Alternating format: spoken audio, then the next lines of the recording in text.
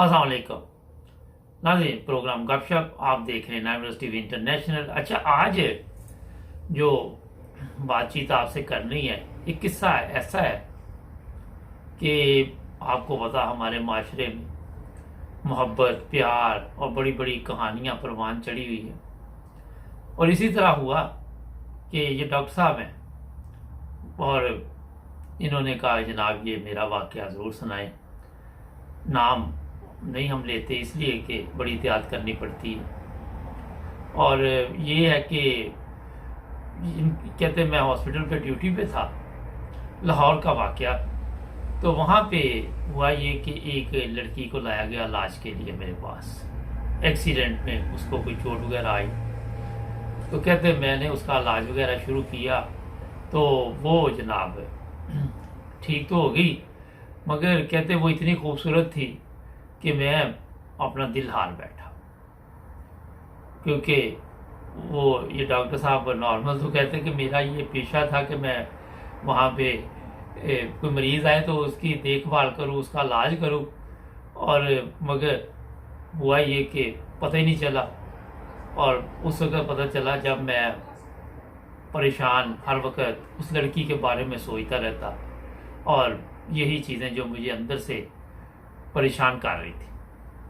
फिर कहते कि मैंने सोचा क्यों ना इस लड़की के साथ रब्ता किया जाए। तो मैंने हॉस्पिटल में जहाँ पे रिसेप्शन थी वहाँ से उसका नंबर ढूंढ लिया। ढूंढ के मैंने उसको फ़ोन किया तो वो बड़ी हैरान हुई कि डॉक्टर का एक इतना बड़ा डॉक्टर है जिसका मुझे फ़ोन आ गया। तो मैंने उससे बातचीत करने की कोशिश की, तो वो जब भी मैं फ़ोन करूँ वो मुख्तसर बात करे और दिन के वक्त बात करे। और कई दफ़ा ये होता कि मुझे कहती मैं नमाज़ पढ़ने लगी, 5 वक्त की वो नमाजी थी। और मुझे भी शौक़ पैदा हो गया, मैंने भी 5 वक्त नमाज शुरू कर दी। और ये सिलसिला चलता रहा कि 1 साल तक हमारी बातचीत होती रही। और हम इतने करीब आ गए कि उतना डॉक्टर मरीज़ के करीब, वैसे उसको इजाज़त नहीं होती, मगर मरीज़ भी सेहतमंद था और डॉक्टर जो था वो अब दूसरे चक्कर में पड़ गया। अब डॉक्टर साहब ने सोचा कि मैंने शादी तो करनी है, क्यों ना इस लड़की से कर ली जाए, इसमें कोई हर्ज भी नहीं है। इस्लाम भी इसकी इजाज़त देता है कि अगर कोई आपको पसंद आ जाए, और वैसे भी आज जिसका जो दिल चाहता वो करता फिरता, तो शादी करना अच्छी बात है। तो जनाब वो फिर जब उससे डॉक्टर साहब ने अपनी ख्वाहिश का जो तड़प लगी हुई थी, जो मुसीबत बनी हुई थी अंदर, वो बाहर निकाली और बताया उसको कि मैं आपसे शादी करना चाहता हूँ।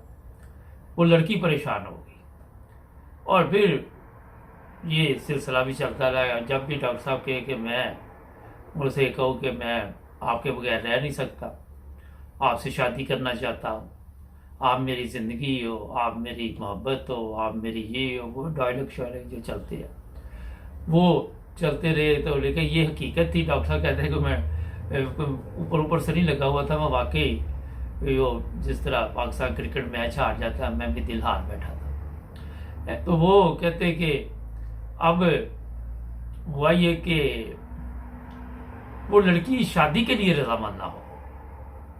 और ये सिलसिला कहते कोई साल 1.5 साल चलता रहा। मैंने उसको कहा कि आप अपनी वालदा से बात कराएं। फिर कहते एक दिन मैं घर आया, अपनी अम्मी से कहा कि अम्मी जी बहू ढूंढ ली है। और मेरी बहनें बड़ी खुश हुई जब उनको मैंने वो तस्वीर दिखाई, तो वो बड़ी हैरान कि इतनी खूबसूरत लड़की का आपने खुद ही ढूंढ ली, आप तो बड़े माहिर डॉक्टर थे, लेकिन ये तो काम आपने रांझी अलग कर दिया। तो वो कहते बड़ा उन्होंने भी मक्खन शक्खन लगाया, घर वालों ने बड़ी तारीफ़ की उस लड़की की, और मैं फिर और भी खुश। और बस इतना मैं खुश था कि बस आप सोच नहीं सकते, खुशी में किसी ट्रक में नहीं जा लगा। मतलब वो कहते हैं डॉक्टर साहब के फिर हुआ ये कि उनके घर जाने का मसला था, वो घर का एड्रेस ना दे, और जो एड्रेस हॉस्पिटल में लिखा हुआ था उस पर जब पता किया गया तो पता चला ये एड्रेस गलत है। और दोनों एक दूसरे से मोहब्बत भी करते, प्यार भी करते, और मगर कभी मुलाकात भी नहीं हुई, सिर्फ वही जो हॉस्पिटल में हुई। लेकिन ये एक नई प्रॉब्लम थी कि वो लड़की कहे कि मैं आपके काबिल नहीं हूँ। जब उससे पूछा डॉक्टर ने कि आप शादीशुदा, तो उसने कहा नहीं जी मैं शादीशुदा नहीं। مگر یہ سلسلہ چلتے چلتے کہتے ایک دن مجھے پھر میں بڑا پریشان تھا.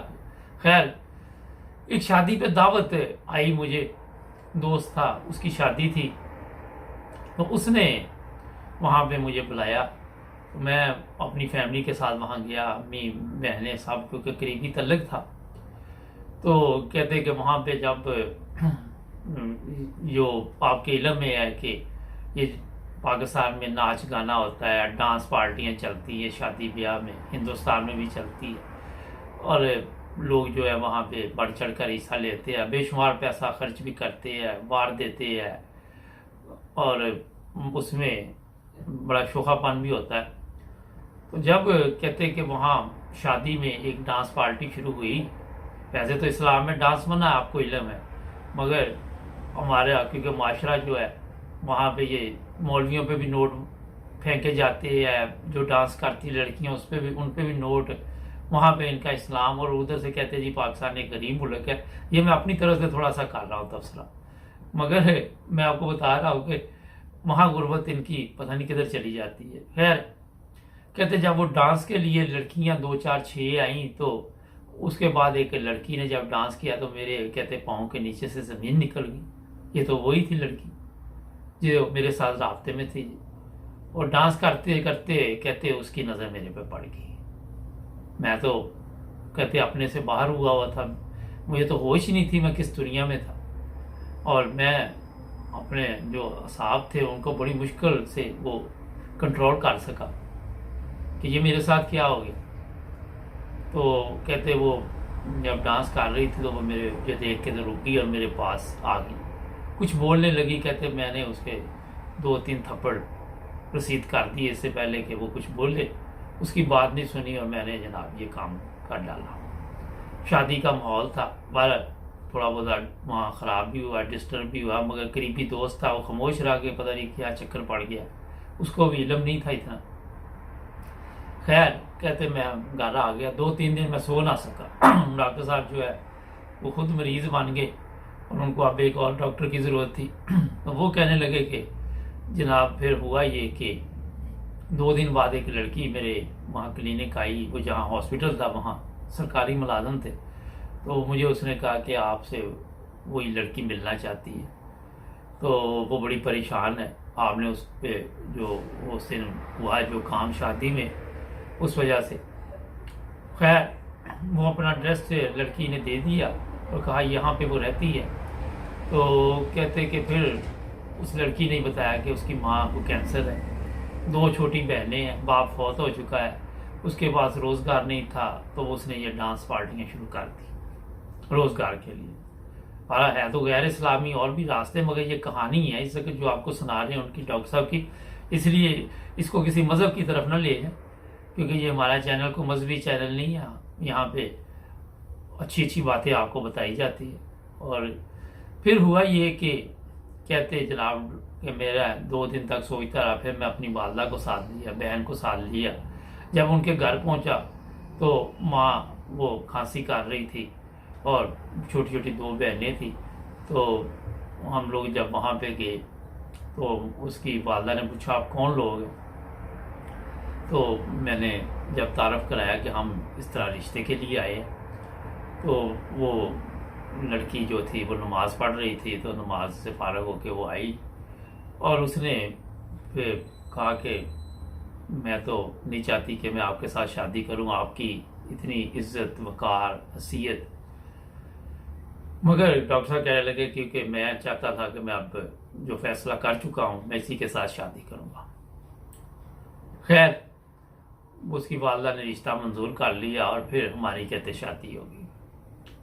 اور شادی جب ہوئی تو سہاگ رات میں اس لڑکی نے میرے پاؤں پکڑ لیا، میری بیوی نے، اور کہا کہ میری مجبوریاں تھیں. اپنی کہانی پہلے بھی بتائی اس نے فون پہ، پھر اس دن بھی. تو کہتے کہ خیر شادی کے بعد ہم اپنی زندگی جو ہے وہ چلنے لگی. اور میں نے آج تک کسی کو اس کا بتایا ہی نہیں کہ میں نے شادی کیسے کی. میں نے وہ علاقہ چھوڑ دیا، وہ ایریا چھوڑ دیا، وہ ہاسپٹل چھوڑ دیا، کہیں اور مجھے نوکری مل گئی دور شہر میں.